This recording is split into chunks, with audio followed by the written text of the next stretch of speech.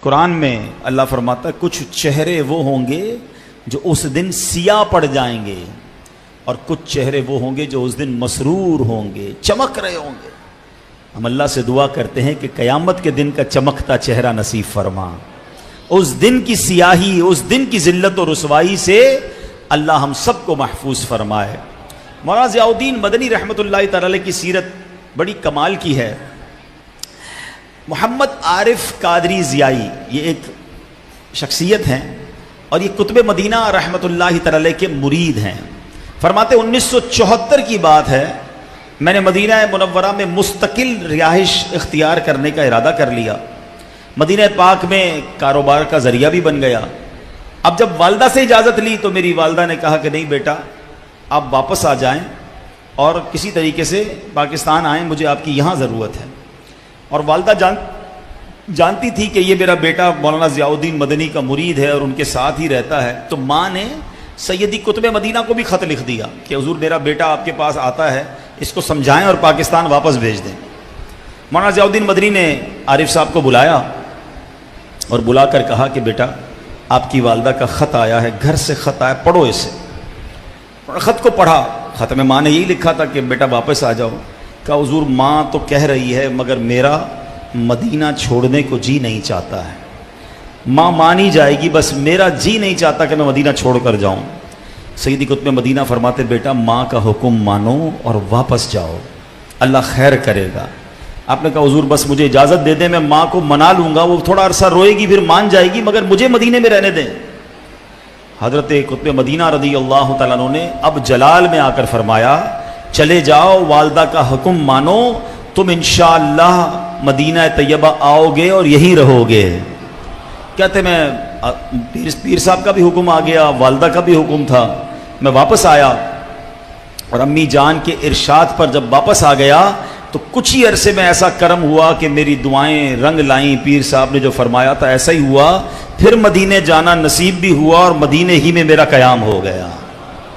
عاشق مصطفیٰ ضیاء الدین زاہد و پارسا، ضیاء الدین جام عشق نبی کے پلا مجھے، مست و بے خود بنا ضیاء الدین، موت آئے مجھے مدینے میں کر دو حق سے دعا ضیاء الدین، مجھ کو دے دو بقیع غرقد میں اپنے قدموں میں جا ضیاء الدین۔ تو ہے میرے پیارے اسلامی بھائیو، اس واقعے سے ایک اور بات سیکھنے کو بھی مل رہی ہے کہ والدین کے جو حکم ہے اس کو ماننا ہے۔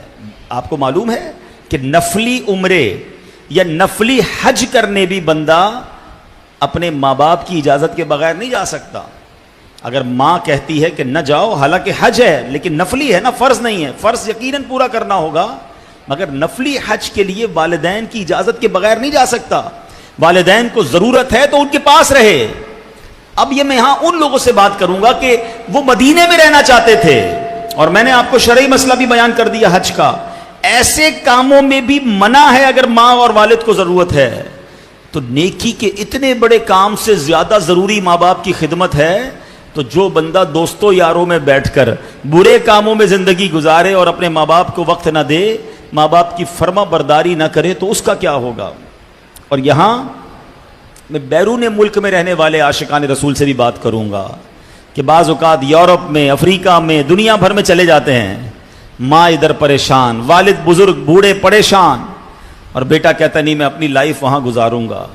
اور بعض اوقات ماں باپ کو جب انتقال ہو جائے تو چہرہ بھی نہیں دیکھ سکتے۔ ایسا نہ کیا کریں۔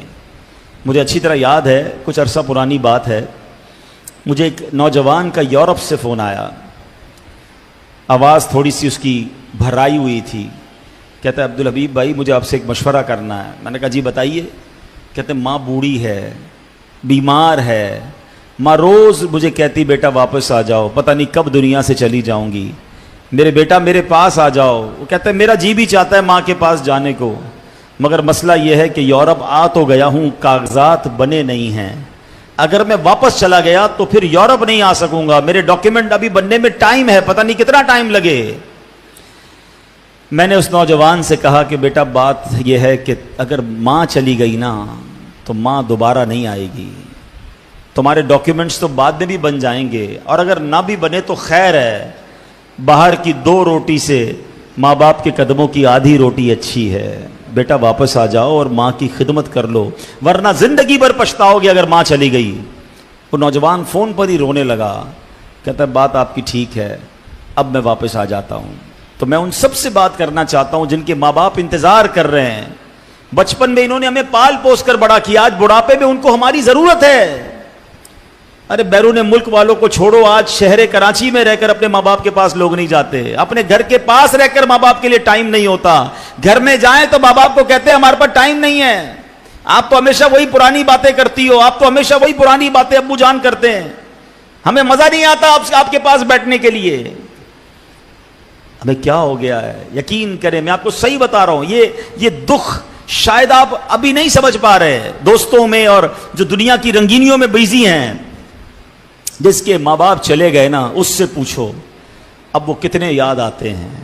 اب بندہ کہتا ہے کاش تھوڑا وقت بتاتا، ماں بلاتی تھی کاش اور بیٹھتا، والد کے پاس اور بیٹھتا، ان کے پیر دباتا، ان کی خدمت کرتا، کچھ ایسی باتیں کرتا کہ والد کے چہرے پر اور مسکراہٹ لاتا۔ یہ بڑی عبادت ہے کہ بندہ ماں باپ کے پاس بیٹھے اور ایسی باتیں کرے کہ ماں باپ کے چہرے پہ مسکراہٹ آ جائے، ماں باپ خوش ہو جائیں۔ سوچو نا، جب آپ اور میں بچے تھے ماں باپ نے کتنی بار ہمیں مسکرانے پہ مجبور کیا، کتنا ہنسایا تھا۔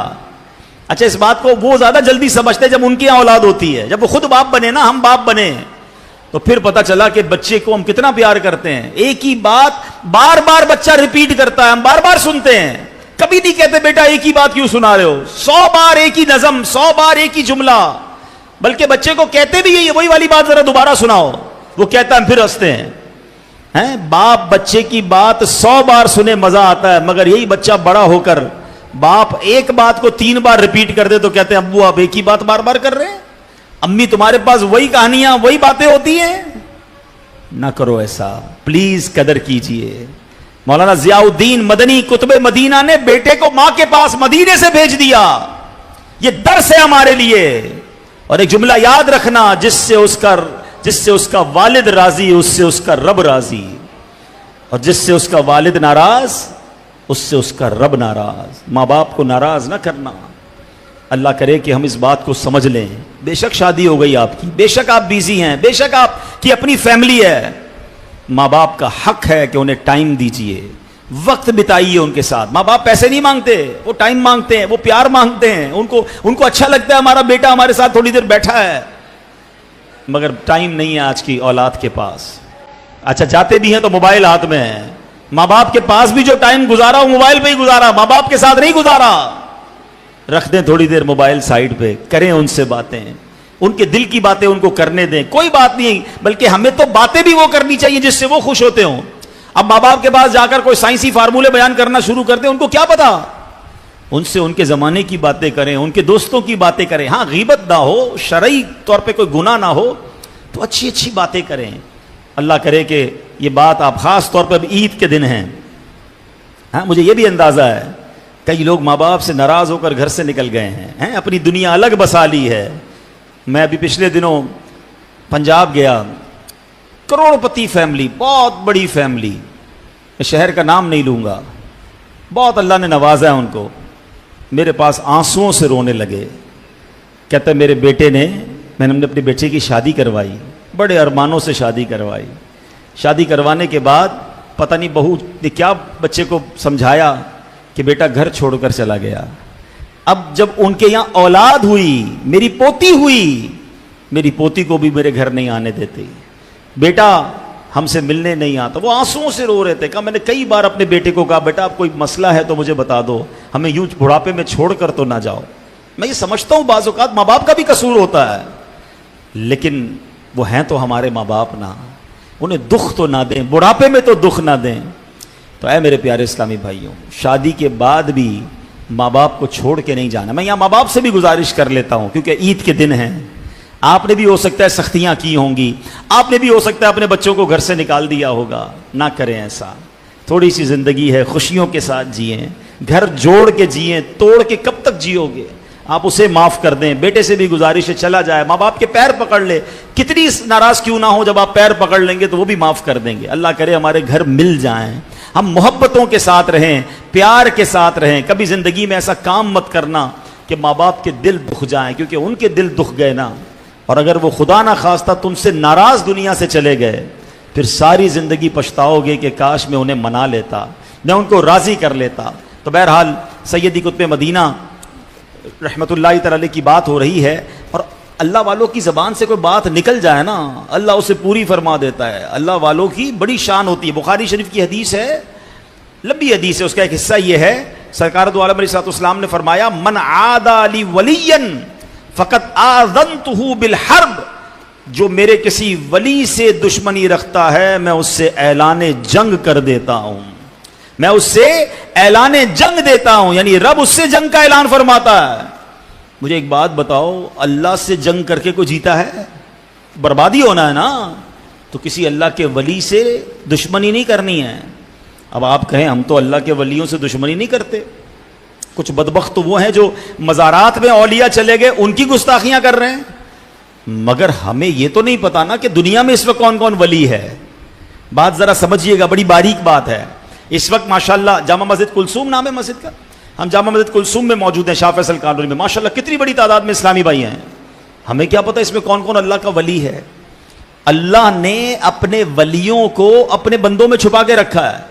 ہمیں نہیں پتا کہ آج ہمارے ساتھ جو بیٹھا ہے کاندھے سے کاندھا ملا کر, جس کے ساتھ ہم نماز پڑھ رہے ہیں, یا جناب آتے آتے جو مسجد کے باہر خادم کھڑا ہے, ہمیں نہیں پتا اس وقت مجمع میں کون کون اللہ کا ولی ہے. تو اللہ کے ولی سے دشمنی, اللہ جنگ کا اعلان کر رہا ہے تو ڈرنا ہے نا.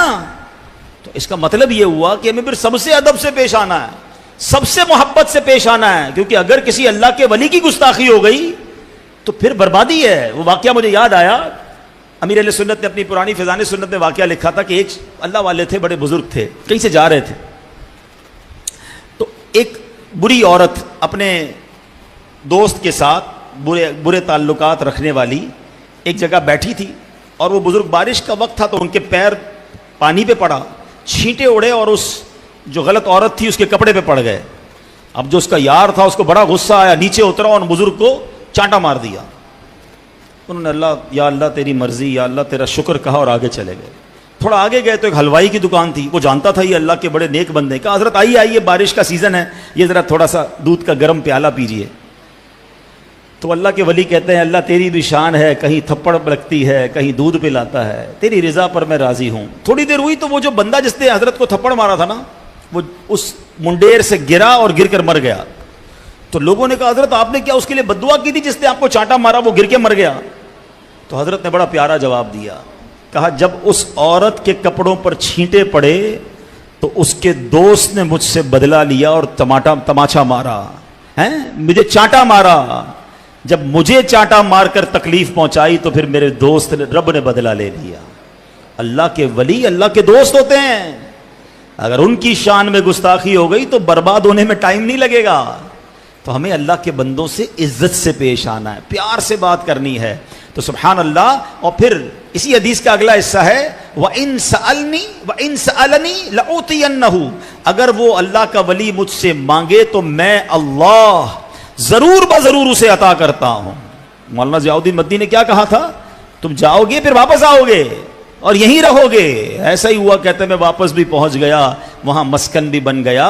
تو اللہ والوں کی زبان سے نکل جائے پھر رب اسے پورا فرما دیتا ہے. تو ہمیں اللہ والوں سے محبت کرنی ہے, اللہ کے نیک لوگوں سے دوستی کرنی ہے. اب آئیے قطب مدینہ مولانا ضیاء الدین مدنی رحمت اللہ تعالی کا کچھ تعارف بھی سن لیتے ہیں.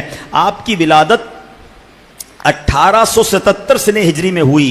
سیال کوٹ آپ کا آبائی شہر ہے.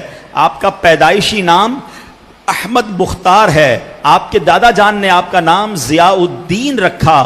آپ مسلمانوں کے پہلے خلیفہ حضرت ابو بکر صدیق رضی اللہ تعالیٰ عنہ کی اولاد سے ہیں. آپ کا خاندان علماء اور صوفیاء کا گھرانہ تھا. آپ کے آباء و اجداد میں شیخ عبداللہ قادری رحمۃ اللہ تعالی علیہ صاحب کرامت ولی تھے. تقریباً 16ویں صدی عیسوی میں ہجرت کر کے مدینہ منورہ چلے گئے. اسی میں شیخ عبد الحلیم قادری بھی آپ کے آباء و اجداد میں سے ہیں. یہ بھی بڑے باکمال عالم و صوفی تھے. سیدی قطب مدینہ اولیاء کرام سے بہت ہی محبت فرمایا کرتے. خود فرماتے ہیں میرے آباء و اجداد تمام ہی قادری یعنی غوث پاک کے مرید تھے. قطب مدینہ کی عادت تھی کہ حضور غوث پاک